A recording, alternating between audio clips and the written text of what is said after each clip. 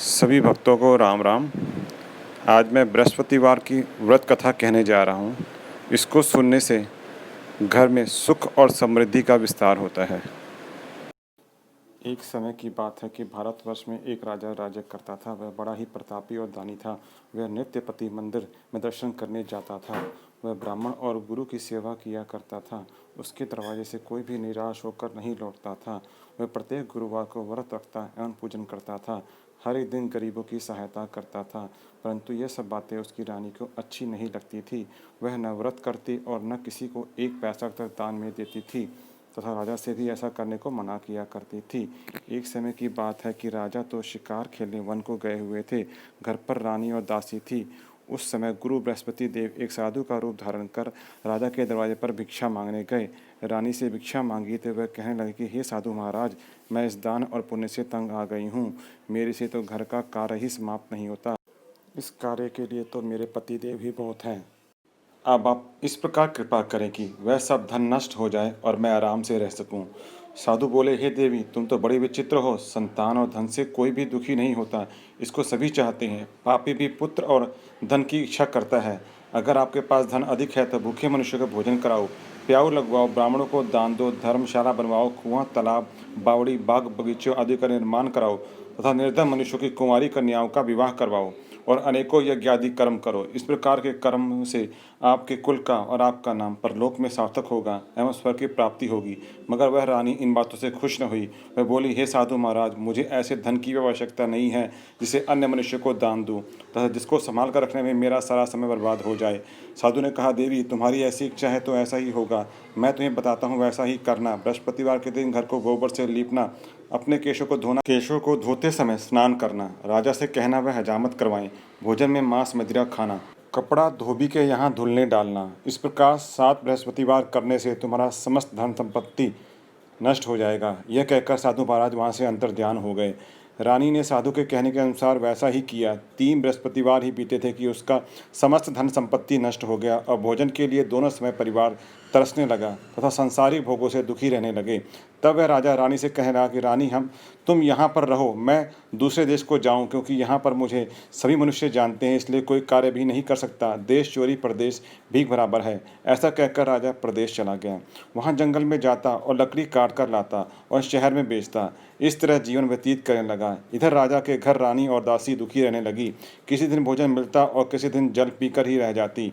एक समय रानी और दासी को 7 दिन बिना भोजन के व्यतीत हो गए तो रानी ने अपनी दासी से कहा, हे दासी, यहाँ पास की नगर में मेरी बहन रहती है। वह बड़ी धनवान है। तो उसके पास जा, वहाँ से 5 सेर भेजर मांग कर ले आ, जिससे कुछ समय के लिए गुजारा हो जाएगा। इस प्रकार रानी की आज्ञा मानकर दासी रानी की बहन के पास गई तो रानी की बहन उस समय पूजन कर रही थी, क्योंकि उस रोज बृहस्पतिवार का दिन था। जब दासी ने रानी की बहन को देखा और उससे बोली, हे रानी, मुझे तुम्हारी बहन ने भेजा है, मेरे लिए 5 सेर बेजर दे दो। इस प्रकार दासी ने अनेक बार कहा, परंतु रानी ने कुछ उत्तर नहीं दिया, क्योंकि उस समय वह बृहस्पतिवार की व्रत कथा सुन रही थी। इस प्रकार जब दासी को किसी प्रकार का उत्तर नहीं मिला तो वह बहुत दुखी हुई और क्रोध भी आया और लौटकर अपने गांव रानी के पास आकर बोली, हे रानी, आपकी बहन बहुत ही घमंडी है। वह छोटे लोगों से बात भी नहीं करती। जब मैंने उससे तुम्हारा संदेश कहा था उसने कोई उत्तर नहीं दिया। मैं वापस चली आई। रानी बोली, हे दासी, इसमें उसका कोई दोष नहीं है। जब बुरे दिन आते हैं तब कोई सहारा नहीं देता। अच्छे बुरे का पता विपत्ति में ही लगता है। जो ईश्वर की इच्छा होगी वही होगा। यह सब हमारे भाग्य का दोष है। इधर उस रानी ने देखा कि मेरी बहन की दासी आई थी, परंतु मैं उससे कुछ नहीं बोली। इससे वह बहुत दुखी हुई होगी। यह सोच कथा को सुन और विष्णु भगवान का पूजन समाप्त कर वह रानी अपनी बहन के घर चल दी और जाकर अपनी बहन से कहने लगी कि हे बहन, जिस समय तुम्हारी दासी मेरे पास गई थी तब मैं बृहस्पतिवार का व्रत कर रही थी, परंतु जब तक कथा होती है तब तक न उठते न बोलते हैं, इसलिए मैं न बोली। कहो दासी, क्यों गई थी? रानी बोली, बहन, हमारे घर में अनाज नहीं था। वैसे तुमसे कोई बात छिपी नहीं है, इस कारण मैंने दासी को तुम्हारे पास 5 सेर भेजे लेने के लिए भेजा था। रानी बोली, बहन, बृहस्पति भगवान सबकी मनोकामनाएं पूर्ण करते हैं। देखो, शायद तुम्हारे घर में अनाज रखा हो। इस प्रकार का वचन जब रानी ने सुना तो वह घर के अंदर गई और वहाँ उसे एक घड़ा भेजर का भरा मिल गया। तब तो रानी और बांदी बहुत ही खुश हुई और दासी कहने लगी, हे रानी, देखो, वैसे हमको जब नहीं मिलता हम रोज ही व्रत करते हैं। अगर इनसे व्रत की विधि और कथा पूछ ली जाए तो हम भी किया करेंगे।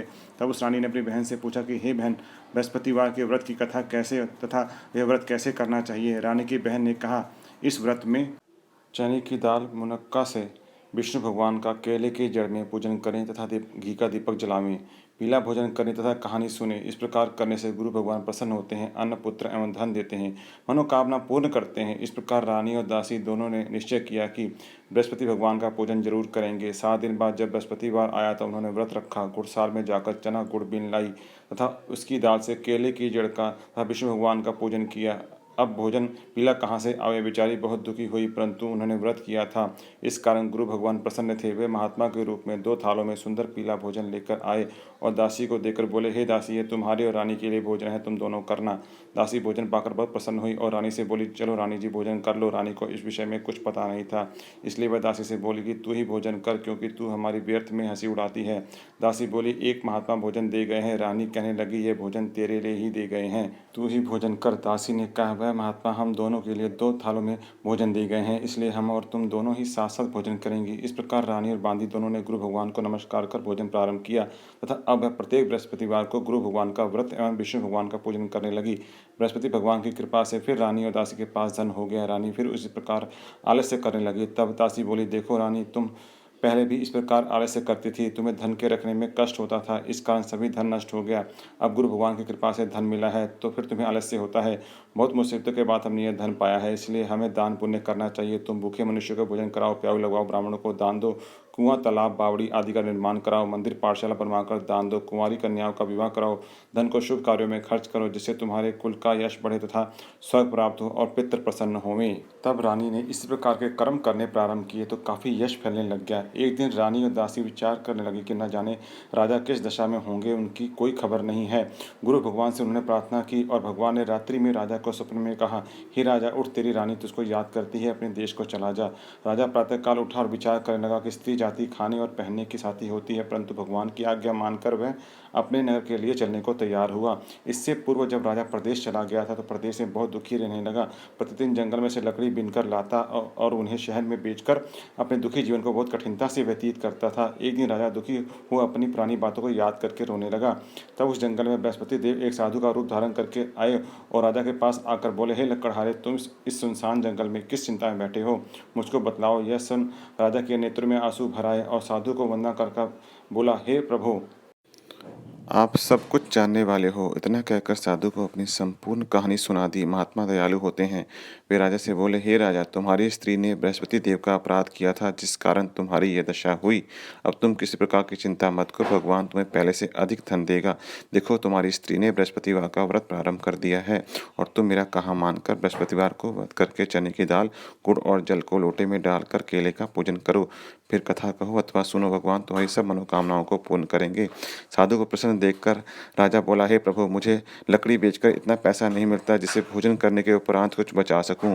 मैंने रात्रि में अपनी रानी को व्याकुल देखा है, मेरे पास कुछ भी नहीं है जिससे उसकी खबर मंगवा सकूं। फिर मैं कौन सी कहानी कहूं, यह मुझको कुछ भी मालूम नहीं।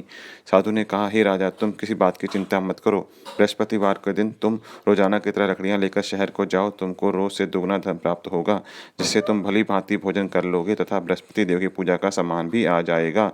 बृहस्पतिवार की कहानी अगले प्रकार से है। प्राचीन काल में एक ब्राह्मण था। वह बहुत ही निर्धन था, उसके कोई भी संतान नहीं थी। उसकी स्त्री बहुत मलिनता के साथ रहती थी। वह न स्नान करती, न किसी देवता का पूजन करती। प्रातःकाल उठते ही सर्वप्रथम भोजन करती, बाद में कोई अन्य कार्य करती थी। इससे ब्राह्मण देवता बहुत दुखी थे। बेचारे बहुत कुछ कहते थे, किंतु उसका कोई परिणाम न निकला। भगवान की कृपा से ब्राह्मण की स्त्री के कन्या रूपी रत्न पैदा हुआ और वह कन्या अपने पिता के घर में बड़ी होने लगी। वह बालिका प्रातः स्नान करके विष्णु भगवान का जाप करने लगी, बृहस्पतिवार का व्रत करने लगी। अपने पूजा पाठ को समाप्त करने के उपरांत स्कूल जाती तो अपनी मुट्ठी में जौ भर कर ले जाती और पाठशाला जाने के मार्ग में डालती जाती। वही जौ स्वर्ण के हो जाते तो लौटते समय उनको बीन कर घर ले आती थी। एक दिन वह बालिका सूप में उन सोने को जौ को फटक कर साफ कर रही थी। उसकी माँ ने देख लिया और कहा, हे बेटी, सोने के जौ को पटने के लिए सोने का सूप होना चाहिए। दूसरे दिन गुरुवार का दिन था। उस कन्या ने व्रत रखा और बृहस्पति देव से प्रार्थना करके कहा कि हे प्रभु, मैंने आपकी पूजा सच्चे मन से की हो तो मेरे लिए सोने का सूप दे दो। बृहस्पति देव ने उसकी प्रार्थना स्वीकार कर ली। रोजाना की तरह वह कन्या जौ फैलाती हुई जाने लगी। जब लौटकर जौ बीन रही थी तो बृहस्पति देव की कृपा से उसे सोने का सूप मिला। उसे वह घर ले आई और उससे जौ साफ करने लगी, परंतु उसकी माँ का वही ढंग रहा। एक दिन की बात है, वह कन्या सोने के सूप में जौ साफ कर रही थी। उसी समय उस शहर का राजपुत्र वहां से होकर निकला। इस कन्या के रूप और कार्य को देखकर मोहित हो गया तथा अपने घर आकर भोजन तथा जल त्याग कर उदास होकर लेट गया। राजा को जब इस बात का पता लगा तो उसने अपने प्रधानमंत्रियों के साथ अपने पुत्र के पास गए और बोले, हे बेटा, तुम्हें किस बात का कष्ट है? किसी ने अपमान किया अथवा कोई और कारण है सो कहो, मैं वही कार्य करूंगा जिसे तुम्हें प्रसन्नता हो। अपने पिता की राजकुमार ने बातें सुनी तो वह बोला, मुझे आपकी कृपा से किसी बात का दुख नहीं है। किसी ने मेरा अपमान नहीं किया है, परंतु मैं उस लड़की के साथ विवाह करना चाहता हूँ जो सोने के सूप में जौ साफ कर रही थी। यह सुन राजा आश्चर्य में पड़ा और बोला, हे बेटा, इस तरह की कन्या का पता तुम ही लगाओ, मैं उसके साथ तुम्हारा विवाह अवश्य ही करवा दूंगा। राजकुमार ने उस लड़के के घर का पता बतलाया। तब मंत्री उस लड़के के घर गए और ब्राह्मण देवता को सभी हाल बतलाया। ब्राह्मण देवता राजकुमार के साथ अपनी कन्या का विवाह करने के लिए तैयार हो गए तथा विधि विधान के अनुसार ब्राह्मण की कन्या का विवाह राजकुमार के साथ संपन्न हो गया। कन्या के घर से जाते ही पहले की भांति उस ब्राह्मण देवता के घर में गरीबी का निवास हो गया। अब भोजन के लिए भी अन्न बड़ी मुश्किल से मिलता था। एक दिन दुखी होकर ब्राह्मण देवता अपनी पुत्री के पास गए। बेटी ने पिता की दुखी अवस्था को देखा और अपनी माँ का हाल पूछा। तब ब्राह्मण ने सभी हाल कहा। कन्या ने बहुत सा धन देकर अपने पिता को विदा कर दिया। इस तरह ब्राह्मण का कुछ समय सुखपूर्वक व्यतीत हुआ। कुछ दिन बाद फिर वही हाल हो गया। ब्राह्मण फिर अपनी कन्या के यहाँ गया और सभी हाल को कहा तो लड़की ने कहा, हे पिताजी, आप माताजी को यहाँ ले आओ, मैं उन्हें विधि बता दूंगी जिससे गरीबी दूर हो जाए। वह ब्राह्मण देवता अपनी स्त्री को साथ लेकर पहुंचे तो पुत्री अपनी माँ को समझाने लगी, हे माँ, तुम प्रातःकाल उठकर प्रथम स्नान आदि करके विष्णु भगवान का पूजन करके तो सब दरिद्रता दूर हो जाएगी। परंतु उसकी माँ ने एक भी बात नहीं मानी और प्रातःकाल उठकर अपनी पुत्री के बच्चों का जूठन खा लेती थी। एक दिन उसकी पुत्री को बहुत गुस्सा आया और एक रात कोठरी से सभी सामान निकाल दिया और अपनी माँ को उसमें बंद कर दिया। प्रातःकाल उसमें से निकाला तथा स्नान आदि करा के पूजा पाठ कराया तो उसकी माँ की बुद्धि ठीक हो गई और वह फिर प्रत्येक बृहस्पतिवार को व्रत रखने लगी। इस व्रत के प्रभाव से उसकी माँ भी बहुत धनवान हो गई तथा पुत्रवती हो गई और बृहस्पति जी के प्रभाव से स्वर्ग को प्राप्त हुई। वह ब्राह्मण देवता भी सुखपूर्वक इस लोक के सुख भोगकर स्वर्ग को प्राप्त हुए। इस तरह कहानी कहकर साधु देवता वहां से लोप हो गए। धीरे धीरे समय व्यतीत होने पर बृहस्पतिवार का दिन आया। राजा जंगल से लकड़ी काट कर किसी शहर में बेचने गया। उसे उस दिन और दिन से अधिक धन मिला। राजा ने चना गुड़ आदि लाकर बृहस्पतिवार का व्रत किया। उस दिन से उसके सभी क्लेश दूर हुए। परंतु जब दोबारा गुरुवार का दिन आया तो बृहस्पतिवार का व्रत करना भूल गया। इस कारण बृहस्पति भगवान नाराज हो गए।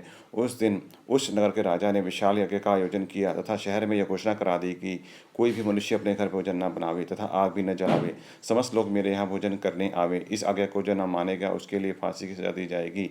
इस तरह की घोषणा संपूर्ण नगर में करवा दी गई। राजा की आज्ञा अनुसार शहर के सभी लोग भोजन करने गए, लेकिन लकड़हारा कुछ देर से पहुंचा, इसलिए राजा उसको अपने साथ घर लिवा ले गया और ले जाकर भोजन करा रहे थे तो रानी की दृष्टि उस खूंटी पर पड़ी जिस पर उसका हार लटका हुआ था। वह वहां पर दिखाई नहीं दिया। रानी ने निश्चय किया कि मेरा हार इस मनुष्य ने चुरा लिया।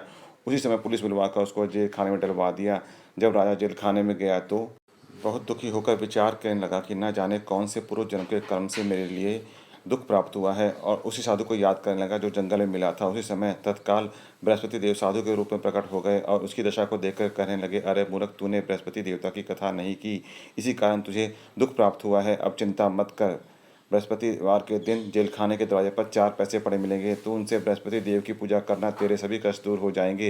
बृहस्पतिवार के रोज उसे 4 पैसे मिले। राजा ने कथा कही तथा उसी रात्रि को बृहस्पति देव ने उस नगर के राजा को स्वप्न में कहा कि हे राजा, तुमने जिस आदमी को जेल खाने में बंद कर दिया है वह निर्दोष है, वह राजा है, उसे छोड़ देना। रानी का हार उसी खूंटी पर लटका हुआ है। अगर तू ऐसा नहीं करेगा तो मैं तेरे राज्य को नष्ट कर दूंगा। इस तरह के रात्रि के स्वप्न को देखकर जब राजा प्रातःकाल उठा और खूंटी पर हार टंगा देखकर लकड़हारे को बुलाकर क्षमा मांगी तथा राजा को योग्य सुंदर वस्त्र आभूषण देकर विदा किया। गुरुदेव की आज्ञा अनुसार राजा अपने नगर को चल दिया। राजा जब नगर के निकट पहुंचा तो उसे बड़ा ही आश्चर्य हुआ। नगर में पहले से अधिक धर्मशाला, बाग, तालाब और मंदिर आदि बने हुए थे। राजा ने पूछा, यह किसका बाग और धर्मशाला है? तब नगर के सब लोग कहने लगे, ये सब रानी और बांदी के हैं। तो राजा को आश्चर्य हुआ और गुस्सा भी आया। जब रानी ने यह खबर सुनी कि राजा आ रहे हैं तो उसने बांदी से कहा कि हे बांदी, देखो, राजा हमको कितनी बुरी हालत में छोड़ गए थे। वे हमारी ऐसी हालत देखकर लौट न जाए, इसलिए तू दरवाजे पर खड़ी हो जा। आज्ञा अनुसार दासी दरवाजे पर खड़ी हो गई और राजा आए तो उनसे अपने साथ ले आई। तब राजा ने क्रोध करके अपनी तलवार निकाली और पूछने लगे, बताओ ये धन तुम्हें कैसे प्राप्त हुआ है? तब उन्होंने कहा, हमें यह धन सब बृहस्पति देवता के इस व्रत के प्रभाव से प्राप्त हुआ है।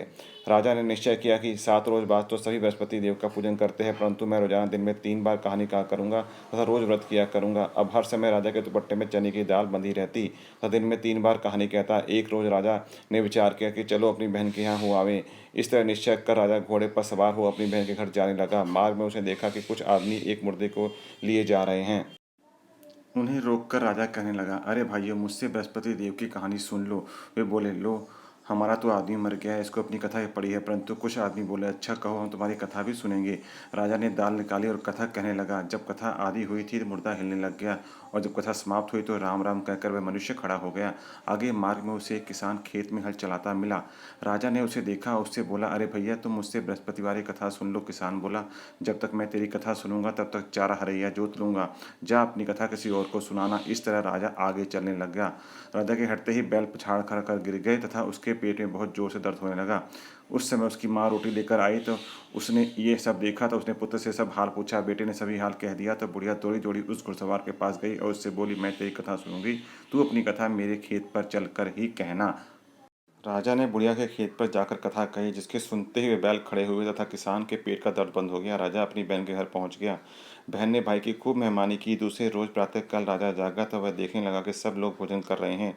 राजा ने अपनी बहन से कहा कि ऐसा कोई मनुष्य है जिसने भोजन नहीं किया तो मुझसे बृहस्पतिवार की कथा सुन ले। बहन बोली, हे भैया, यह देश ऐसा ही है, पहले यहाँ लोग भोजन करते हैं, बाद में अन्य काम करते हैं। अगर कोई पड़ोस में हो तो देखा हूँ। वह ऐसा कहकर देखने चली गई, परंतु उसे कोई भी ऐसा व्यक्ति नहीं मिला जिसने भोजन न किया हो। अतः वह कुमार घर गई जिसका लड़का बीमार था। उसे मालूम हुआ उनके यहाँ 3 रोज से किसी ने भोजन नहीं किया। रानी ने अपने भाई की कथा सुनने के लिए कुम्हार को कहा। वह तैयार हो गया। राजा ने जाकर बृहस्पतिवार की कथा कही, जिसको सुनकर उसका लड़का ठीक हो गया। अब तो राजा की प्रशंसा होने लगी। एक दिन राजा ने अपनी बहन से कहा कि हे बहन, हम अपने घर को जाएंगे, तुम भी तैयार हो जाओ। राजा की बहन ने अपनी सास से पूछा तो सास बोली, हाँ चली जा, परंतु अपने लड़कों को मत ले जाना, क्योंकि तेरे भाई की कोई संतान नहीं होती है।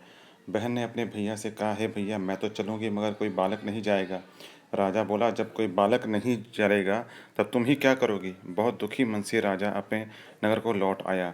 राजा ने अपनी रानी से कहा कि हम निर्वंशी राजा हैं, हमारा मुंह देखने का धर्म नहीं है और कुछ भोजन आदि नहीं किया। रानी बोली, हे राजन, बृहस्पति देव ने हमें सब कुछ दिया है तो संतान भी अवश्य देंगे। उसी रात को बृहस्पति देव ने राजा को सपने में कहा, हे राजा, उठ, सभी सोच को त्याग दे, तेरी रानी गर्भ से है। राजा को यह बात सुनकर बहुत खुशी हुई। 9वें महीने में उसके गर्भ से एक सुंदर पुत्र पैदा हुआ। तब राजा बोला, हे रानी, स्त्री बिना भोजन के रह सकती है, बिना कहे नहीं रह सकती। जब मेरी बहन आए तो तुम उससे कुछ न कहना। रानी ने सुनकर हाँ कह दी। जब रानी की बहन ने यह शुभ समाचार सुना तो बहुत खुश हुई और बधाई लेकर अपने भैया के घर आई। तभी रानी ने कहा, घोड़ा चढ़कर तो नहीं आई, गधा चढ़कर आई? बहन बोली, भाभी, मैं इस प्रकार न कहती तो तुम्हें औलाद कैसे होती? बृहस्पति देव ऐसे ही हैं, जैसी जिसके मन में कामनाएं होती हैं सभी को पूर्ण करते हैं। जो सद्भावनापूर्वक बृहस्पतिवार का व्रत करता है एवं कथा पढ़ता है अथवा सुनता है और दूसरों को सुनाता है, बृहस्पति देव उसकी सभी मनोकामनाएं पूर्ण करते हैं। भगवान बृहस्पति देव उनकी सदैव रक्षा करते हैं। संसार में सच्ची भावना और श्रद्धा से भगवान जी का पूजन व्रत करते हैं, उनकी सभी मनोकामनाएं पूर्ण होती हैं। जैसे सच्ची भावना से रानी और राजा ने उनकी कथा का गुणगान किया तो उनकी सभी इच्छाएं बृहस्पति देव जी ने पूर्ण की। इसलिए सबको कथा सुनने के बाद प्रसाद लेकर जाना चाहिए। हृदय से उनका मनन करते हुए जयकारा बोलना चाहिए। बोलो बृहस्पति देव भगवान की जय, विष्णु भगवान की जय। इति बृहस्पतिवार की कथा समाप्त। जय हो।